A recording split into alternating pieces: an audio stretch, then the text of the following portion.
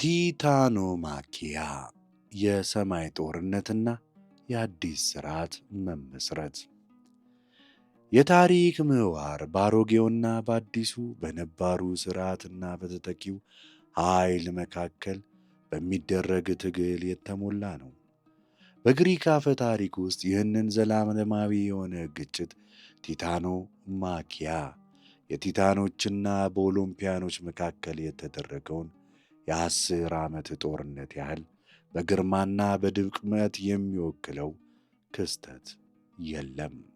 ይህ ጦርነት እንዲሁ በሁለት ወገኖች መካከል የተደረገ የሥልጣን ሽኩቻ ብቻም አልነበረም። ይልቁንም የአጽናፈ ዓለሙን የወደፊት ገጽታ የሚወስንም ነበር። የሥርዓትና የግርግር፣ የማሰብና የጥሬ ኃይል፣ አዲሱ ትውልድና የድሮ አገዛዝ ፍልሚያ ነበር። የጦርነት ውጤት የኦሎምፒስ አማልክት የበላይነትን በማወጅ የምዕራቡን ዓለም ሥነ ጽሑፍና አስተሳሰብ ለዘመናት የሚቀርጸውን ፓንቲዮን መሠረቱ። የዚህ ታላቅ ጦርነት መነሻ በአንድ እናት ፍቅርና በአንድ ልጅ ቁርጠኝነት ውስጥ ተደብቆ ይገኛል። ራያ ባለቤቷ ክሮኖስ ልጆቻቸውን አንድ በአንድ ሲውጥ በዝምታ ማየት ተስኗት 6ኛ ልጇን ዜዎስን ለማዳን ወሰነች። ወላጆቿን ጋያንና ዩራኖስን ለእርዳታ ጠየቀቻቸው። እነርሱም ልጇን በድብቅ በቀርጤስ ደሴት እንድትወልድ መከሯት። ራያም እንዳሉት አድርጋ አዲስ የወለደችውን ሕፃን ዜዎስን በኢዳ ተራራ ዋሻ ውስጥ ደብቃ በምትኩ አንድ ትልቅ ድንጋይ በጨርቅ ጠቅልላ ለክሮኖስ ሰጠችው። ክሮኖስም በጭፍን ፍርሃቱ ተገፋፍቶ ነበርና ድንጋዩን ልጁ መስሎት ዋጥ አረገው።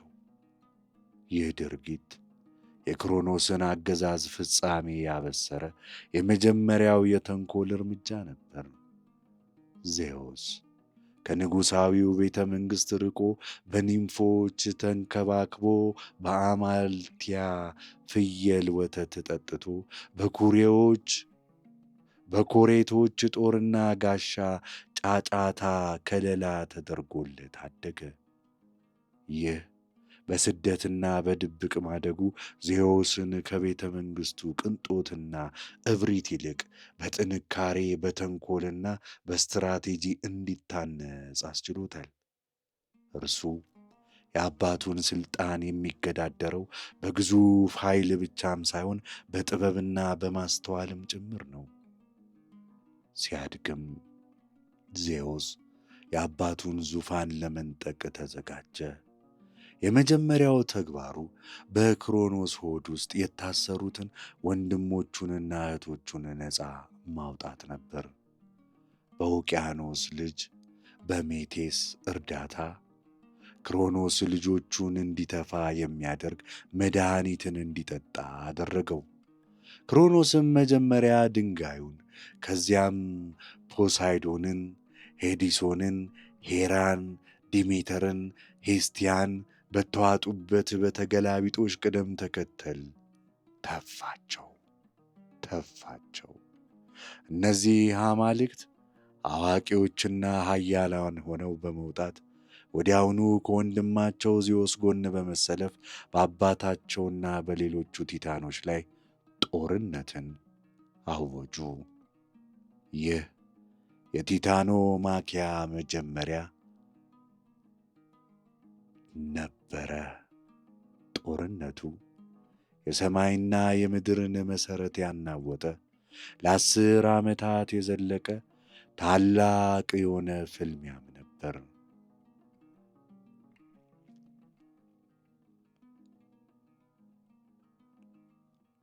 የኦሎምፔስ አማልክት በኦሎምፒስ ተራራ ላይ ሲመሽጉ፣ ቲታኖች ደግሞ በኦትሪስ ተራራ ላይ ሰፈሩ። ጦርነቱ ለረዥም ጊዜ አሸናፊና ተሸናፊን ሳይለይ ቀጠለ። ሁለቱም ወገኖች ግዙፍ ኃይል ነበራቸው። ቢሆንም አንዳቸውም የበላይነትን መያዝ አልቻሉም ነበር። የጦርነቱ ሚዛን የለወጠው የዜዎስ ስትራቴጂካዊ የሆነ አስተሳሰብ ነበር። እናቱ ጋያ በሰጠችው ምክር መሠረት ዜውስ በታርታረስ ውስጥ በዮራኖስ የታሰሩትን ሦስት ኃያላን ፍጡራን ነፃ ለማውጣት ወሰነ። እነሱም ብሮንቴስ፣ ስፔሮፔስ እና አርጌስ የተባሉ ሳይክሎፕሶች እንዲሁም ኮተስ፣ ብሪያሬዎስ እና ጋይጅስ የተባሉ የሄክታኖኪረስ ነበሩ።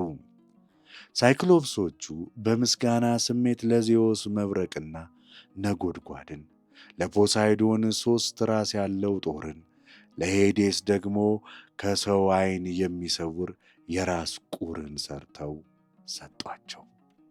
እነዚህ መሳሪያዎች እንዲሁ የጦር መሳሪያዎች ብቻም ሳይሆኑ የአዲሶቹ አማልክት ኃይል ተምሳሌቶችም ነበሩ። የዜዎስ መብረቅ የሰማይ የበላይነትና ፈጣን ፍርድን፣ የፖሳይዶንን ጦር የባሕርን ኃይል የመቆጣጠር ችሎታን፣ የሄዲስ የራስ ቁር ደግሞ የሞትን የማይታየውን ዓለም ምስጢራዊነትን ይወክላሉ። ሄካቶኪረስ ደግሞ በመቶ እጆቻቸው ግዙፍ ድንጋዮችንና ተራሮችን እየወረወሩ በቲታኖች ላይ ከፍተኛ የሆነ ውድመትን አደረሱ። ጦርነቱ ወደ መጨረሻ ምዕራፍ ተሸጋገረ።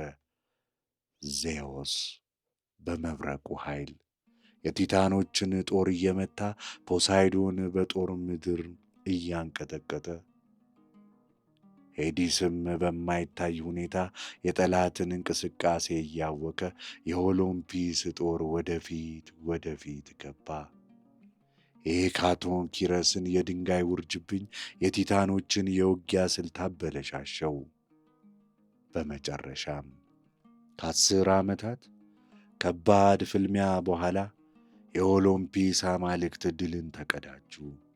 ክሮነስና አብዛኞቹ ወንድ ቲታኖች ተይዘው በታላቅ ሰንሰለት ታስረው ከዚህ በፊት ሳይክሎፕሶቹና ሄካንቶኪረሶቹ ታስረው በነበረበት በምድር ጥልቁ በሚገኘው ታርታረስ ውስጥ ለዘለዓለም ታሰሩ።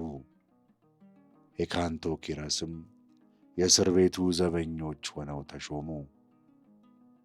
አትላስ የተባለው ቲታን ግን የሰማይ ለዘለዓለም እንዲደግፍ ተፈርዶበት ሰማይን ልዩ ቅጣት ተሰጠው።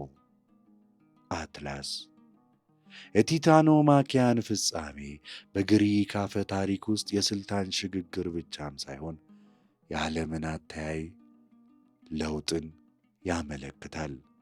የቲታኖች አገዛዝ ያልተገራ ጥሬ የተፈጥሮ ኃይልን ይወክላል። እነርሱ እንደ እሳተ ገሞራ፣ እንደ መሬት መንቀጥቀጥ፣ እንደ ማዕበል ኃያላን ነበሩ።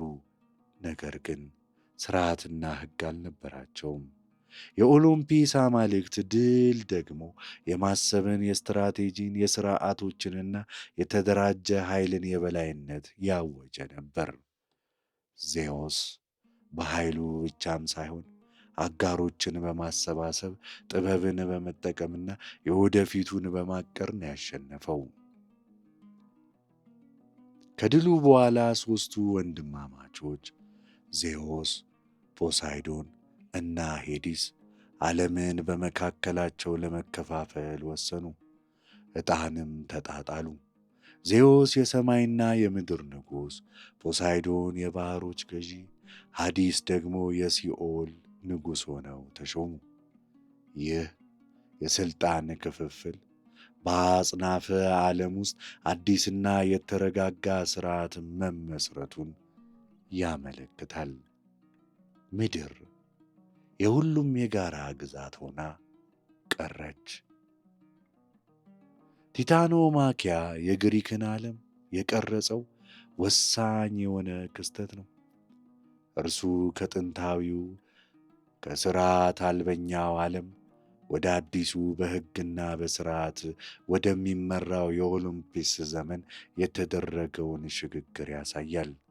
የኦሎምፒስ አማልክት ምንም እንኳ እነርሱ በስሜት በቅናትና በስህተት የተሞሉ ቢሆኑም የቲታኖክ በተሻለ ሁኔታ የቲታኖች የተሻለ ሁኔታ የሰው ልጅን ስልጣኔ፣ ፍትሕና ማኅበራዊ አወቃቀርን ይወክላሉ። የጦርነቱ ታሪክ ሥልጣንን ለማግኘትና ለማቆየት የሚደረገው ትግል ምን ያህል መራራ ሊሆን እንደሚችል፣ ነገር ግን በመጨረሻም ሥርዓትና ማስተዋል በጥሬ ኃይል ላይ ድል እንደሚነሱ የሚያስተምር ኃይለኛ ምሳሌ ነው። የኦሎምፒስ ተራራ አዲስ ሥርዓት ማዕከልና የሰው ልጅ ምናብ ለዘመናት የሚመላለስበት የተቀደሰ ስፍራ ሆነ።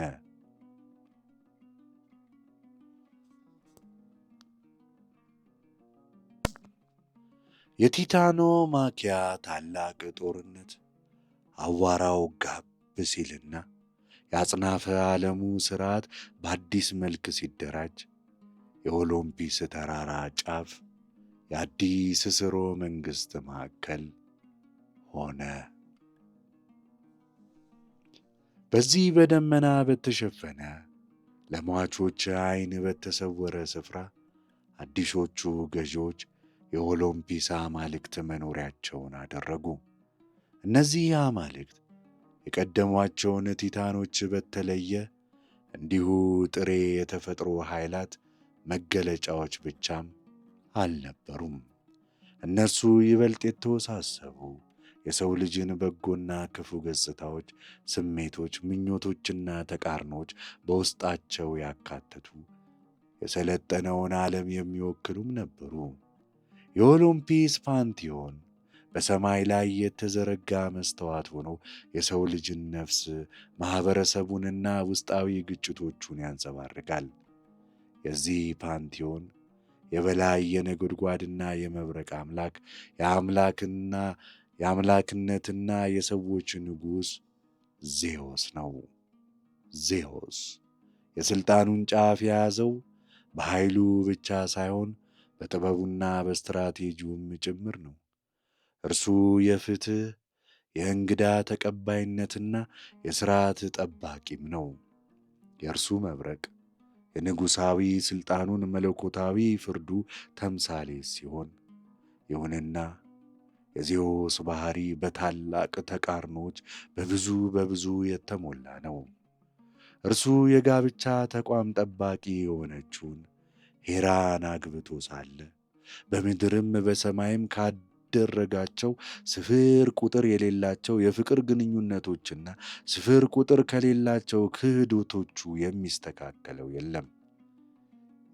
የዜዎስ ምንታዊ ባሕሪ በአንድ በኩል ሥርዓትንና ሕግን የሚያስከብር፣ በሌላ በኩል ደግሞ በገዛ ስሜቱና ምኞቱ ሕግን የሚጥስ መሆኑ የሥልጣንን ተፈጥሮና በኃያላን ሰዎች ዘንድ የሚታየውን የሕግ የበላይነትን መናድን ጥያቄ ውስጥ ይጥላል። ዜዎስ የሰው ልጅን ታላቅነትና ድክመት፣ የመግዛት ችሎታውንና ከቁጥጥሩ ውጭ የሆነውን ስሜቱን በአንድ አካል ውስጥ አጣምሮ የያዘ ገጸ ባሕሪ ነው። ከዜዎስ ጎን በንግሥና ዙፋን ላይ የተቀመጠችው እህቱና ሚስቱ ሄራ ናት። ሄራ የጋብቻ የሴቶችና የወሊድ ጠባቂ አምላክ ናት። እርሷ የንግሥና ግርማ ሞገስና ክብር የተላበሰች፣ ነገር ግን በባሏ ክህደት ምክንያት በቅናትና በበቀል ስሜት የተሞላች ናት። የሄራ አብዛኞቹ ታሪኮች የዜዎስን ሕገወጥ ልጆችና ፍቅረኞቹን በማሳደድና በመቅጣት ላይ ያተኩራል። ሄራክለስን ያሳደደችው ሌቶን የአፖሎና የአርጤሚስ እናት፣ የወሊድ ምጥ እንዳይገላግላት ያደረገችው ሄራ ናት። እሷ ናት። ሄራ በታማኝነትና በጋብቻ ቅድስና ስም የምትፈጽመው ጭካኔ የጽድቅ ቁጣና የግል ቂም በቀል ድንበር የት ላይ እንደሆነ እንድንጠይቅ ያደርገናል። እርሷ የተከዳችን ሴት ስቃይ፣ ቁጣ፣ አንዳንዴም አጥፊ የሆነ የበቀል ጥማት የምትወክል በአፈ ታሪክ ውስጥ ካሉ እጅግ አሳዛኝ ውስብስብ የሆኑ ገጸ ባህሪያት ውስጥ አንዷ ናት ሄራ። የአጽናፈ ዓለሙን ሥልጣን ከዜዎስ ጋር የተካፈለው ታላቅ ወንድሙ ፖሳይዶን የባሮች የመሬት መንቀጥቀጥና የፈረሶች አምላክ ነው። በእጁ የያዘው 3 ራስ ያለው ጦር የባህርን ማዕበል የመቀስቀስ የማረጋጋት ምድርን የመሰንጠቅ ኃይሉን ያመለክታል። ፖሳይዶን እንደ ግዛቱ እንደ ባህር ተለዋዋጭና ግልፍተኛ ባህር ያለው ሲረጋጋ ለባህረኞቹ ለመርከበኞቹ መልካም ጉዞን ሲመኝ፣ ሲቆጣ ግን መርከቦቹን የሚገለባብጥ ከተሞቹን የሚያወድ ማዕበልና ሱናሚን ይልካል። ከኦዴሲየስ ጋር የነበረው የረጅም ጊዜ የፈጀ ፍልሚያ የአንድ አምላክ ቁጣ የአንድን ጀግና ዕጣ ፈንታ እንዴት አድርጎ ሊለውጥ እንደሚችል ያሳያል። ፖሳይዶን የሰው ልጅ ሊቆጣጠረው የማይችለውን ግዙፍና አንዳንዴም አጥፊ የሆነ የተፈጥሮ ኃይልን ይወክላል። ሦስተኛው ወንድሙ ሄዲስ የሲኦል ገዢ ሲሆን በኦሎምፒስ ላይ ከሌሎች ጋር ብዙም አይቀላቀልም። በዘመናዊው ባህል እንደ ክፉ ቢሳልም በጥንታዊው ግሪክ አፈ ታሪክ ሄዲስ ክፉ አምላክ ግን አልነበረም። እርሱ ጨካኝ ሳይሆን ጽኑና የማይራራ የሙታን ነፍሳትን የሚቀበልና ማንም ከግዛቱ እንዳያመልጥ የሚያረጋግጥ የሕግ አስከባሪ ነበር። የእርሱ ግዛት ለክፉዎችም ለደጎችም የመጨረሻው መዳረሻ ነበር። ሄዲስ የሞትን አይቀሬነትና የመጨረሻውን ፍርድ ይወክላል። የፐርሲፎኒን ታሪክ ሚስቱ እንድትሆን የጠለፋትን ሳንዘነጋ ሄዲስ በአጠቃላይ ከወንድሞቹ በተሻለ በሥልጣኑ ወሰን የሚኖርና በሌሎች ጉዳይ ጣልቃን የማይገባ ነበር። እርሱ የሕይወት ውደት አስፈላጊ አካል የሆነውን ግን ብዙ ጊዜ ልንጋፈጠው የምንፈራውን የሞትን ገጽታን ይወክላል። የዜዎስ ልጆች የኦሎምፒስን ፓንቴዮን የበለጠ ውስብስብና ሀብታም ያደርጉታል።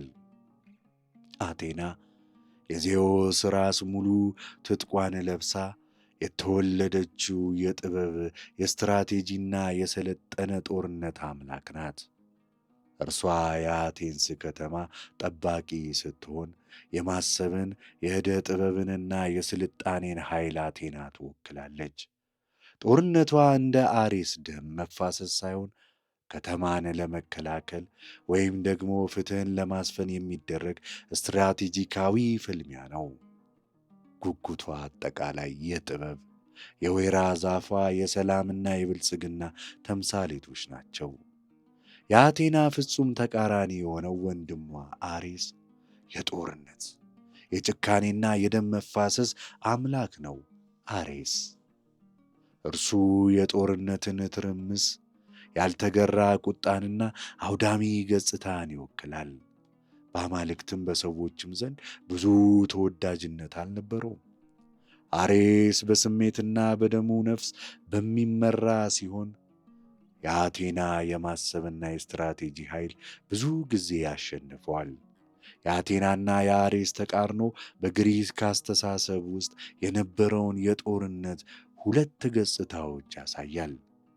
አንደኛው ለስልጣኔና ለፍትሕ የሚደረግ፣ ሌላኛው ደግሞ አውዳሚና ትርጉም የለሽ ውከት ነው። አፍሮዳይት ከዩራነስ ብልትና ከባህር አረፋ የተወለደችው የፍቅር፣ የውበት፣ የፍትወት፣ የመራባት አምልኮ ናት። ኃይሏ አማልክትንም ሆነ ሰዎችን የሚቆጣጠር ሊቋቋሙት የማይችሉት ነው። የትሮይ ጦርነት የተቀሰቀሰው ለፓሪስ የገባችው ቃል የዓለምን ውብ ሴት ሄለንን ውጤት ነው። አፍሮዳይት ፍቅር ምን ያህል ፈጣሪም አጥፊም ሊሆን እንደሚችል፣ ስልጣኔን ሊገነባም ሊያፈርስ የሚችል ኃይል እንዳለው ታሳያለች።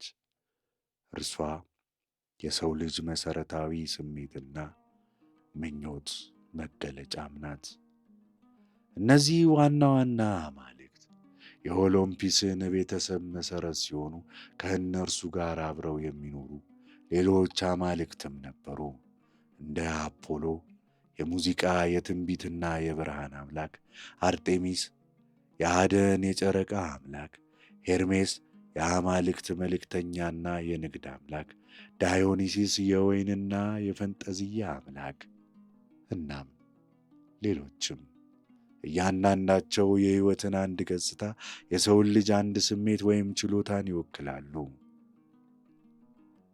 ኦሎምፒስ ፓንቲዮን እንዲሁ የአማልክት ስብስብ ብቻም አይደለም።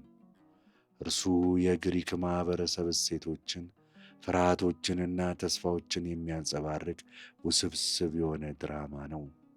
የአማልክቱ ቤተሰባዊ ግንኙነት፣ በዜዎስና በሄራ መካከል ያለው የጋብቻ ውጥረት፣ በአቴናና በአሬስ መካከል ያለው ርዕዮተ ዓለማዊ የሆነ ግጭት፣ የወንድማማቾቹ የሥልጣን ክፍፍል የሰውን ልጅ ማኅበራዊና ቤተሰባዊ ግንኙነት በሰማያዊ ደረጃ የሚያሳይ ነው። እነዚህ አማልክት ፍጹማን አይደሉም። በቅናት፣ በትዕቢት፣ በምኞት፣ በበቀል የተሞሉ ግን ናቸው። ይህ ፍጹም አለመሆናቸው ነው ለሰው ልጅ ይበልጥ ቅርብና ለመረዳት የሚቻሉ እንዲሆኑ የሚያደርጋቸው። ታሪኮቻቸው የሥልጣንን፣ የፍቅርን፣ የጦርነትን፣ የፍትሕን ምንነት እንድንመረምር የሚጋብዘን ዘላለማዊ መስታወቶች ናቸው።